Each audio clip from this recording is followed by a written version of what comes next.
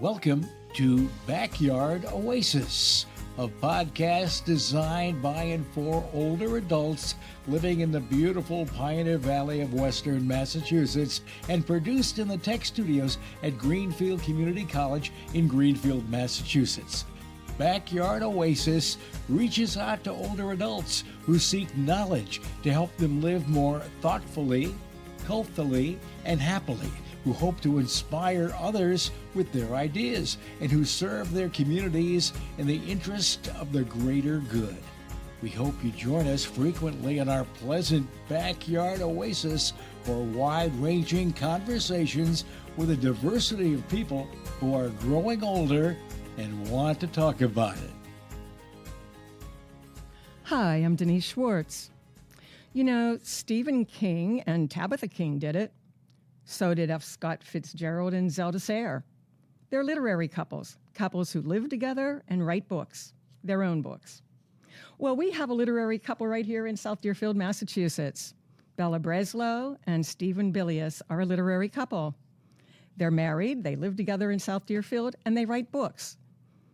They're a couple who write the same book together practically at the same time. Now, I wonder about how two people, married for many years, living in the same home, and spending lots of time together, can co-write a book. Do they argue over plot? Do they argue over character development? Does one person's ideas take the lead and the other person's ideas follow? How do they make it work? Let's find out. Hello, Bela. Hello, Stephen. Hi, Denise. Hi, Good Denise. to be here. Hi, I'm really glad you're here too, because I'm trying to figure out how you all do this and still stay really happy with each other. So let's start with Stephen for a minute. You said you've been writing for about 40 years. You've published several books of your own. And now you're writing with your wife, Bela. But this isn't the first time you've worked together. You and Bela together taught Shintaido, which is a Japanese body movement and martial art, correct? Yes. Yes. And you opened a Shintaido studio here together in Deerfield when you moved from the San Francisco Bay Area, right? That's right. Right. But only recently did you and Bela begin to write together, and I want to find out how that happened. Bela, tell us. Well, we had always worked together on many, many projects. Of course, with the teaching of Shintaido and with the development of a martial arts place for other people to use and for us to use. And I had already always worked with editing of Stephen, and Stephen always edited me on newsletters and lots of things that I was involved with. And I edited Stephen on his creative writing. And I would just add that I had observed Bela often expressing the wish to write and had started a couple of projects but was never able to complete them. So I thought that this might be an opportunity for us to work together and bring Bela to completion on a project. So how did that happen? I think there was a certain time in your life. Well, it was my 70th birthday, and Stephen invited me on a project where he had a concept, and he wanted a female perspective, a female voice. And he told me not to tell anyone until we had 100 pages because he wanted to see how it would play out. Oh, he wasn't sure that it might work or that you might not like that female perspective, Stephen. Could that be it? No, I always knew that Bela would bring great strengths to a writing project together, but I wasn't convinced that she would have what they call in Japanese the kokyu, the endurance to bring a project to completion. Well, it looks like you definitely have. Oh, Bela's raising her finger. She'd like to say something. It's the seat of the pants and the seat of the chair issue. But Stephen has a very strong work ethic, and he has a lot of experience as a technical writer and as a project manager, and that has benefited me a great deal. Well, see, that's really good. This brings us up to the thing I wanted to really talk about, your process, because I'm thinking about, you know, my husband and I, you know my husband, John, like, we can do some good writing together. Like, we can do our grocery list without any problem, and we get our holiday greeting card list put together without any kinds of problems. But could we write a novel together? I don't know about that. How do you do it? So we had a very specific work method. We used one Word file, one Microsoft Word file, and just passed it back and forth every other day. I would write a page. Bela, who's always been my in-house editor, would edit what I'd written. She'd add a page, send it back to me. I'd edit what she'd written, add another page, and back and forth it went. So in the old days, it took me 1.5 to 2 years to write a book. This book we wrote in less than a year because I only had to do half the work. Oh, that's a really great idea. How about if we have 3 people working on a book? I'm volunteering. I don't know how that would work, We'll make but it kind of quick. it worked really beautifully for us. And in that process of going back and forth, I sometimes had questions because I was newer to the writing world, to actually jumping in after many, many years of thinking about it.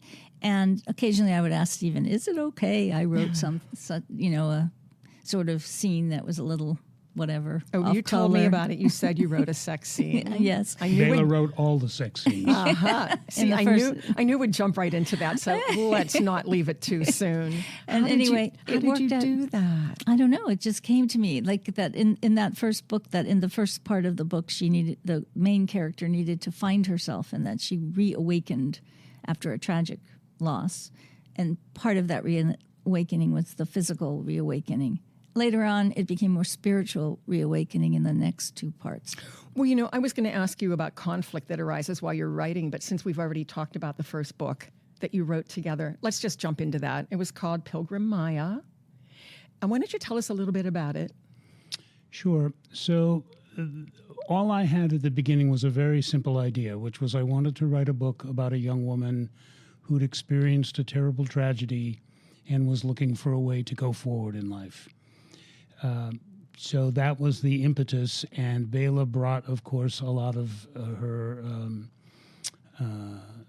awareness of what women go through when they're in times of crisis. Yeah, I wanted to ask you about that. I mean, I think a lot of people who write have to think about, well, I'm a woman, so can I write from a young boy's perspective, not having the experience of being a young boy? And that's something that comes up all the time.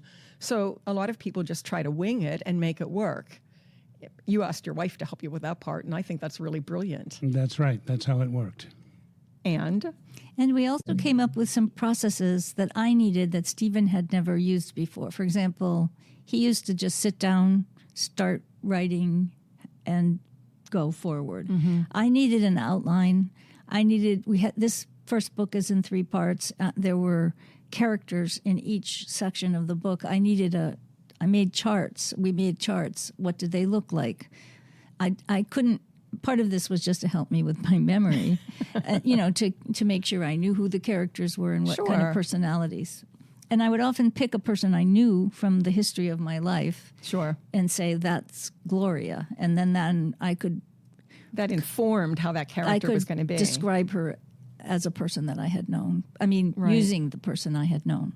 Did that help you, Stephen? Oh, absolutely. Being much more organized and thinking it out instead of, I think they call it flying by the seat of your pants when you do that. Absolutely. I'd had some success with the other method, but this definitely improved the book. So Pilgrim Maya, give us a short summary of what that is, and then we'll talk about your second book. And then I want to talk about your relationship. Always lots of fun. So the actual story of Pilgrim Maya is a young woman who, in a tragic car accident, loses her husband and her baby. Mm-hmm. And she's in the Boston area. She's devastated, and she needs to struggle to find a reason to be right. So she goes off to California. And why is it always California where people go off to? Because that's where we went. That's where we met. And so she's off to California, and in part 1, she gets involved in a sort of cultish Japanese thing, which is something that's part I of could your relate history, to. not the cult, but the Japanese interest. A little bit. And then, so that's part 1, and that's where some of these more scenes of, being with a man happen. It's called sex, Bela. It's called We're allowed sex, to right, say it. Right. And then the second section, she's more involved with an artistic community, and finally she finds, what do you call it? Buddhism, basically, a Buddhist group to be part of, and she finds her reason for being. Don't tell us what it is, so that when we read it, it'll be a surprise. But Stephen may want to describe it. I can see Stephen wanting to say something. I just wanted to mention that she meets the Buddha. Oh. She does meet in Golden Gate Park. But anyway. Well, haven't we all met the Buddha? In the form of a homeless man. Of course. Okay, I like that. I think I have a concept working out in my little head right now. And then you have a second book that you're co-authoring. Let's talk about that before we talk about how this has affected you as two people living together. Okay, so the second book we decided, the first book we self-published, and it was a tremendous amount of work, and we did a lot of our own marketing. We got book reviews and took a long book tour around the country and appeared in 9 different bookstores. But we didn't sell a lot of books. And in my past, I was getting published more mainstream as a science fiction fantasy writer. So we decided to go back to genre writing because it's much easier to get published in a genre like mystery or romance or fantasy than it is to publish serious literary fiction, which is what Pilgrim Maya is.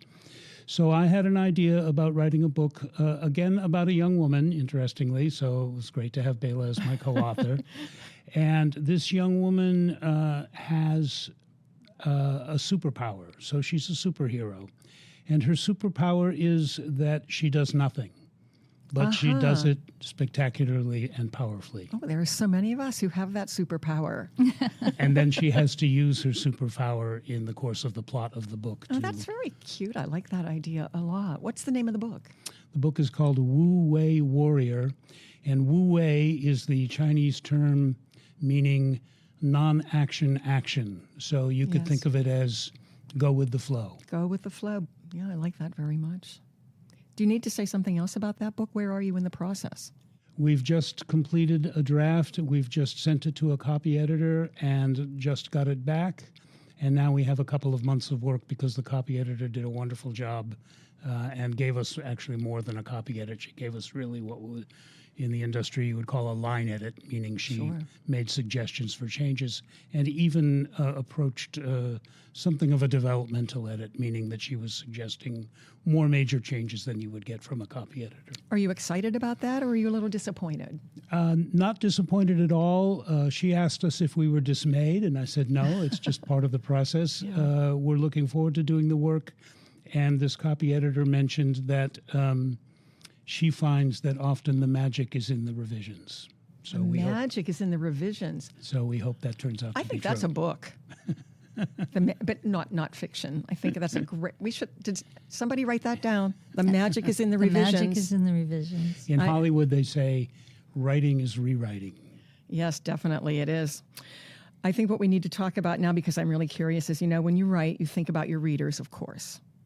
So what do you hope your readers of your books, your 2 books now, will learn or understand when they've finished reading your books? So I'd like us both to answer this question, and I'll start if that's okay.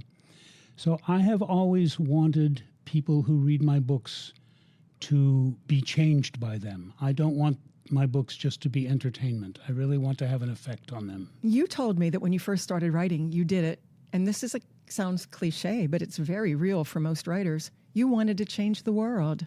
I wanted to save the world. Talk about that.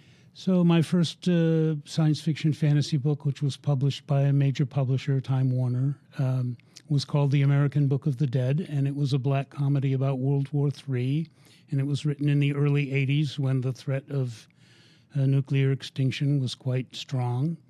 And I thought that I was writing a book to try and help make sure that that didn't happen. Wow, that is quite a goal. I hate to say it didn't happen. Well, we haven't blown ourselves up yet.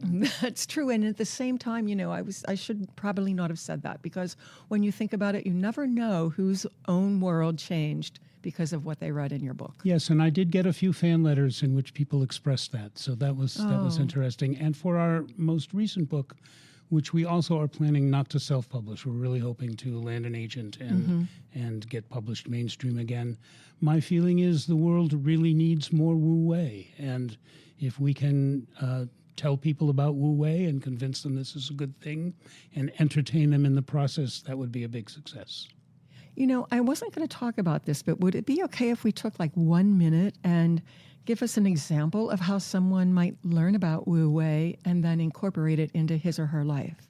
Well, in this book, she has certain powers already in her for other reasons, powers of good and powers of kind of almost, she has a a monster almost in her, but the monster really saves people. So she has a bit of the save the world even as a teenager when she's in high school. But gradually she's learning how to use her powers to save the world, because this is what happens. There's a villain who's very villainous. Right. And I might add just to that, there's a portion of the book that has to do with our character learning Tai Chi. Okay. And Tai Chi is very much about Wu Wei. It's very much about don't insist, don't resist. So if by reading our book people got interested in Tai Chi and started studying Tai Chi, that would be a success again. And I've recently heard, I was never studying Tai Chi, but Stephen studied it for the last 10 years. And recently I heard about some medical benefits from it, relaxation, lower blood pressure, all kinds of things. Sure. So I decided to take a class in it, and Stephen has been helping me every day learn some of it. And there really is this calming, centering effect that happens throughout even the little bit that I've learned so far. Well, I don't want to take away from your story, but I absolutely agree with you, because I took some Tai Chi before the pandemic. It was offered over in the Sunderland Library. And my first 2 or 3 times, I'm like, oh, this is like so nothing. But I kept going because it was what I just, I like to commit to something. And then it was really funny.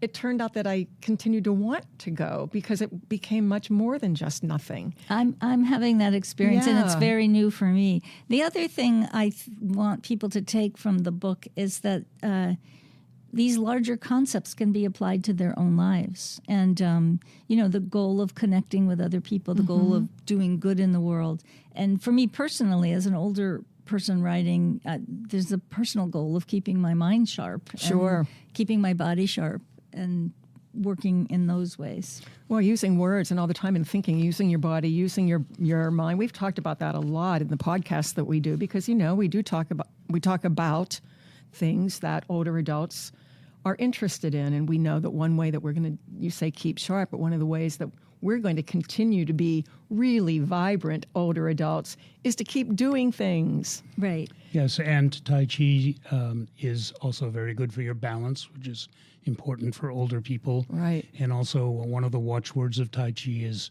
relax, relax, relax, which is important for everybody. Boy, it sure is, and it's so hard to do. But we could go into like my little dance thing. If you want to be really happy for the rest of your life, you can just go out on the dance floor. I see you want to say something. Well, the other thing is with Shintaido, which was a great part of my life. 50 years or more, and I taught it, and it gave me the ability to teach that kind of movement.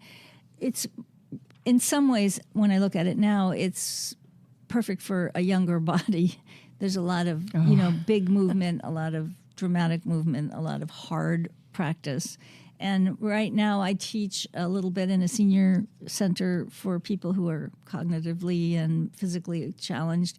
And they're giving, and I do a little bit of like exercise for them. But I haven't incorporated the Tai Chi into that yet because I'm still learning so much of it myself. It would be very beneficial. Yeah. I know it would. Yeah. Well, as we're starting to wrap up now, there were 2 things, I think, 2, maybe one thing that I did really want to talk about. And that is, you've both said that writing together has enriched your relationship with each other. Can we talk about that a little bit? Sure. Bela, why don't you talk a little bit about our collaboration in Shintaido and how it led to some of the writing? We did a lot of teaching together when we were... when we started what we called it the Shintaido Farm. It was over on River Road in South Deerfield. And we built this beautiful, huge dojo that was 40 by 60. That's a huge space. It's now a meditation center, so at least we're happy that it's being used in that way. Does it have a wooden dance floor? It does. It's gorgeous. It's a gorgeous space. But we taught, and even before we came to from California, we taught together, I think, in California. And then we went up to Canada and we taught in Montreal, and in Quebec City.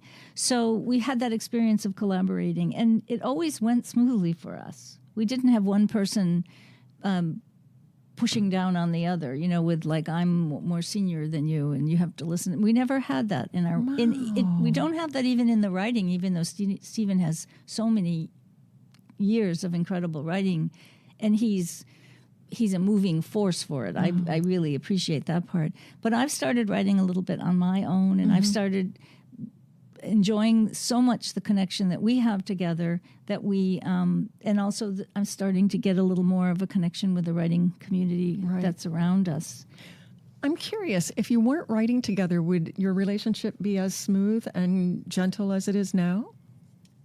Writing has certainly enriched our relationship and deepened it and furthered it in many ways. How? How does it do that? Well, for example, if you're working on a big, important project that you think might change the world, it's harder to fight about who's going to cook dinner or who's going to wash the dishes. Oh, right. Do you kind of leave that part of your life away from when you're writing together? Do you kind of separate your writing life from your everyday life in your home? No, not really. But we each have an office. We're very lucky. Stephen has an office where he has all his computer stuff set up, and I have my office. And Stephen, we have meetings. Okay. Sometimes because my impulse would be to like get an idea, jump up, knock on his door, and say, "Well, what about this? What if Lucy, the main character, does this or that?" But that's not really productive. What's more productive is that we each work on our sections, send it back and forth, and then have a sit down where we actually hash out. Well, what do you think? Did you think that part worked or not? So we don't sit together and write.